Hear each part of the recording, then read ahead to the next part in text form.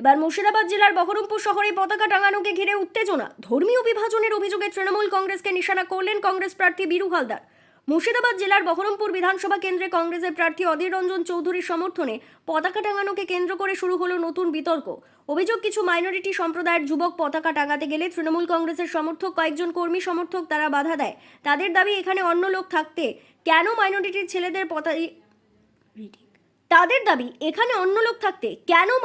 ছেলেদের দিয়ে পতাকা টানানো হচ্ছে।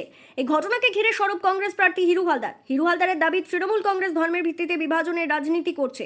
এভাবে মানুষকে ভাগ করে রাজনীতি করা হচ্ছে। এটা অত্যন্ত নিন্দনীয় ও দুঃখজনক ঘটনা। আমরা সকল ধর্মের মানুষকে একসঙ্গে নিয়ে চলতে চাই। ঘটনাকে কেন্দ্র করে এলাকায় উত্তেজনা ছড়িয়েছে।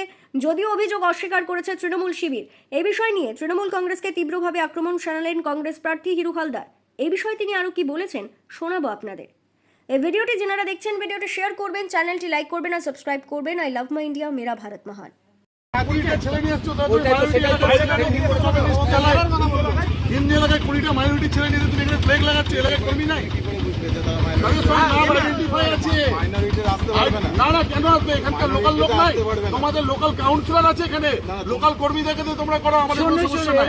এরা কোনো ধর্ম বিশ্বাস করে না।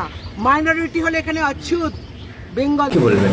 আমরা তো বরাবর বলে এসেছি যে বিজেপি আর টিএমসি এই দুটো দল বিশেষ করে মুর্শিদাবাদকে টার্গেট করে হিন্দু মুসলমানকে ভাগাভাগি করতে চাইছে। এই টিএমসি পার্টি যে পার্টির ক্যান্ডিডেট হয়েছে বহরমপুর বিধানসভার, সেই প্রার্থীর বহরমপুর বিধানসভার প্রার্থীর গেঞ্জি মানে পড়ে আছে তাদেরই কর্মী। তারা ডাইরেক্ট বলছে যে সংখ্যালঘু 20 জন ছেলে এসে কাজ করবে কেন। তাহলে এখানে বোঝা যাচ্ছে যে দুই ফুলের একই ভাষা।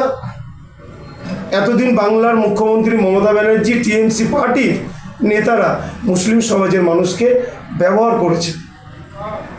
তাই সাম্প্রদায়িক কথাবার্তা আমরা কোনোদিন বলি না। তাই সেদিন ওই সাম্প্রদায়িকের কথাবার্তার জন্য আমাদের নেতা অধীর চৌধুরীকে হারতে হয়েছিল। আবারও এই শহরে বিভিন্নভাবে এই বহরমপুর বিধানসভার যে প্রার্থী, তার নেতৃত্বে যেভাবে আইন শৃঙ্খলা ভেঙে পড়ছে, মানুষকে ভয়ভীতি দেখানো হচ্ছে, তার কর্মীদের দ্বারা, কংগ্রেস কর্মী তারা কাজ করতে গিয়েছে ওখানে। সবাই তো আর উঠে কাজ করতে পারবে না, তারা কাজ করতে গিয়েছে, ব্যতিক্রম তারা মুসলিম, তাই তাদের কাজ করা হবে না। কেন করবে কাজ? এটা কার বক্তব্য? বহরমপুর বিধানসভার যিনি প্রার্থী হয়েছেন নারুগোপাল মুখার্জি, তার গেঞ্জি গায়ে দিয়ে এরকম ধরনের মন্তব্য করছে। তাহলে বোঝা যাচ্ছে টিএমসি আর বিজেপি কি চায়, এদের ভাষাটা কি। এখন আমাদের নেতা ধর্মনিরপেক্ষ কথাবার্তা সবসময় বলে। আমাদের দল জাতীয় কংগ্রেস, আমরা ধর্মনিরপেক্ষ দল। তাই আমরা আমাদের নেতার কাছে এইটুকু শিখেছি যে মানুষ হয়ে মানুষের কাজ করো, ধর্ম যার যার, উৎসব সবার। এইভাবেই আমরা মুর্শিদাবাদ জেলায় বসবাস করেছি, থেকেছি।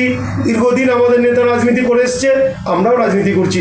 তাই ধর্মের মেরুকরণকে সামনে নিয়ে এসে টিএমসি পার্টি প্রকাশ্যে যে ভাষায় কথা বলছে, এখানেই বোঝা যায় যে বাংলার মুখ্যমন্ত্রী এতদিন মুসলিম সমাজের মানুষকে ব্যবহার করেছিল।